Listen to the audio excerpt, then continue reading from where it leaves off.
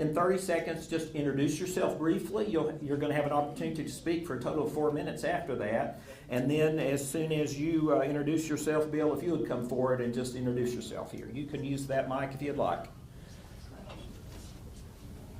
No, we're not doing that. This seems to work if you want to come back here.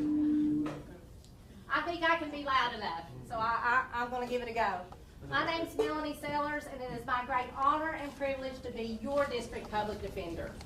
When my predecessor, Jeff Kelly, retired a year ago, Governor Lee appointed me to fill that position. He did that based upon the representation and recommendation of Jeff Kelly. He cared about this office. He wanted the high standards he had established to continue. He recommended me, but it wasn't just Mr. Kelly. It was the judges in this district, it was circuit court clerks in this district, it was law enforcement officers in this district, because they know what I stand for. I hope through these questions I get to talk a little bit more about that, but that's who I am and that's what I'm committed to. I'm committed to continuing the high standards for this office. So I'll be around after also and will answer any questions, but let's get started. Thank you. I think I can be loud as well. My name is Bill Donaldson. I am a candidate for public defender. I have worked in the public defender's office for 35 years, 2 years in Kentucky, 16 years in the 10th Judicial District, and 18 years in this district. This is where I grew up. This is home to me. It means a great deal to me. I'm a member of this community. I have been the Scoutmaster at Troop 36 at First United Methodist Church since 2013, right after my son got Eagle Scout. I've been a Boy Scout leader since the year 2000. I have experience leading organizations. I have been a committeeman and a committee chairman at my church, Bethlehem Lutheran Church. At this time, I am a deacon. I know how to run organizations. I lead by example. And that would be the same thing I would do in the public defender's office. It would be an honor, it would be a responsibility, but it is a job that I want. Thank you very much. It's for us to consider and to choose from. The questions, we have 2 questions. We'll give you each 2 minutes, up to 2 minutes apiece. If you don't want to speak for the 2 full minutes, that's fine. But you have up to 2 minutes. And I actually am going to just see if I could get a volunteer to be the first to answer the first question. Is there a volunteer for that, Melanie? Thank you so much. Ladies first, then we'll do that. Okay. Bill, you'll have the same opportunity to answer the same question, and then when we go to question 2, you'll be the first to get to respond. So the first question that we have for you is this: mental health and addiction often sits behind criminal cases. What role should treatment options, diversion, and support staff play in the public defender's strategy when the facts and the law support it? Melanie? Danielle suggested I step over and use this microphone. Is that okay? Sure. You know, I've heard Judge Street many times say that there are 3 types of people that find themselves facing criminal charges. Those who are mentally ill, those who have substance use disorders, and those who are just plain mean. It is a fact that so many of our clients have mental health issues and substance use issues, or both. It is one of the greatest things that my office does when we can encounter an individual, assess the barriers they have to rehabilitation, and connect them with the right resources. As your district public defender, it requires more than my knowledge, me just being able to do that. It requires that as district public defender, I allow my assistants the time. I allocate resources so that they have the time to have those meaningful conversations with clients. If we run an office where people are just showing up, picking up a warrant, trying to talk to people, we're not going to have those meaningful conversations. We also have to understand that it is a technical, a clinical decision as far as what resources someone needs. Do they need outpatient treatment? Do they need inpatient treatment? Do they need to go to our residential facility at Roan Mountain that we are so proud of in this district?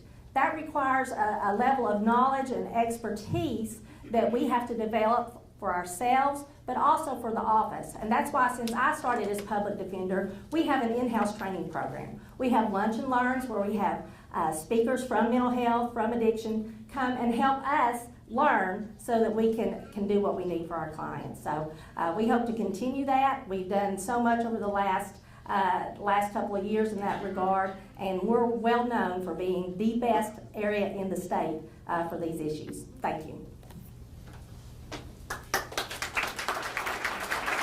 Thank you, Melanie. And Bill, while you're coming up, let me just go ahead and repeat the question, both for you and for the audience.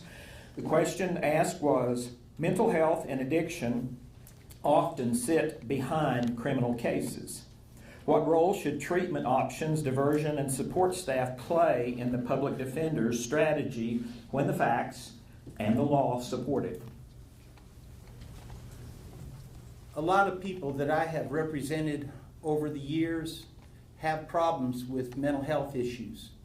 A lot of people have had problems with controlled substances. When we're talking about controlled substances, we're talking about alcohol, we're talking about marijuana, we're talking about cocaine, we're talking about methamphetamine, and now fentanyl, which can really, we know, can kill people.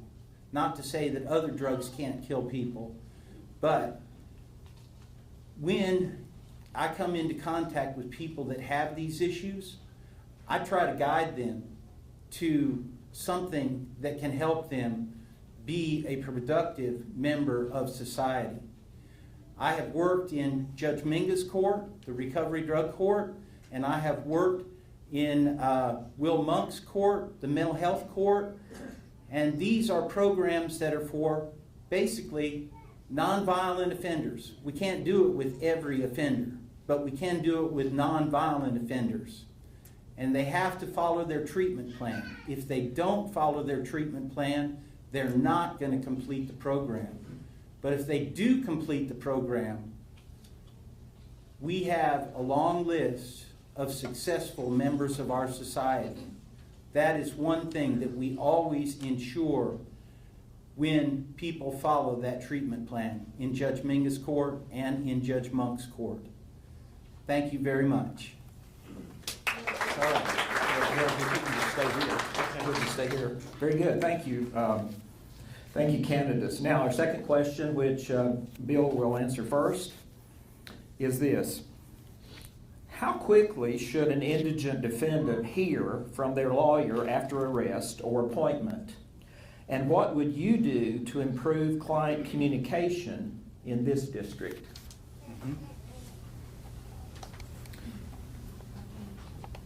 I can tell you, I got appointed to a case 2 days ago. Yesterday morning, I went into the clerk's office, I got a copy of the case, and I immediately made an appointment at the jail to go and talk to the client.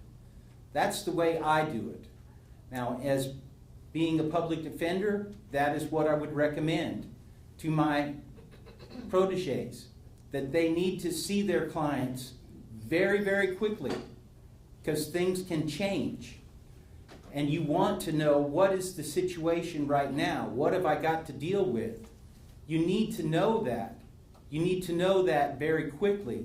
And you need to know how to respond to things that are coming up. It is very important that public defenders meet with their clients early on and start working on a defense. That is something that cannot wait. It has to be dealt with very, very early on. Thank you. Thank you. Very good. Okay, Melanie, your turn. And again, I'll repeat the question for the candidate and for the audience. The question is this. The question is this. How quickly should an indigent defendant hear from their lawyer after arrest or appointment? And what would you do to improve client communication in this district? Bill, I'm so glad you asked this question. This is one of the things I am most passionate about. I took office on March 1st. I immediately began developing with my assistants a plan to improve client communication, specifically in Washington County. On April 28th, we began a new policy. Our Sessions Court attorneys are there at a client's arraignment. We have a legal assistant now also at the arraignment. When we are appointed, our legal assistant can immediately schedule an appointment for their attorney to meet with them at the jail. It happens that day. The appointment is scheduled that day. Our attorneys now will follow whoever is their attorney at the arraignment, will follow them through the conclusion of their case in General Sessions Court. They meet with them in the jail, and they're ready to go with a preliminary hearing. Prior to that policy, I'll be honest with you, a lot of times attorneys showed up, they picked up the warrants, they're trying to talk to people at the hall, they're trying to talk to people in the jury box. I do not believe in the hallway practice of law. I believe that an attorney should have a meaningful conversation with their clients, and we have done that. And the data shows that we have had amazing results. We have more referrals to recovery court, to mental health court. We have cases disposed of quickly. When we're not ready, if a case has to be continued, it costs you, the taxpayers. It costs you $80 a day for someone to be in jail.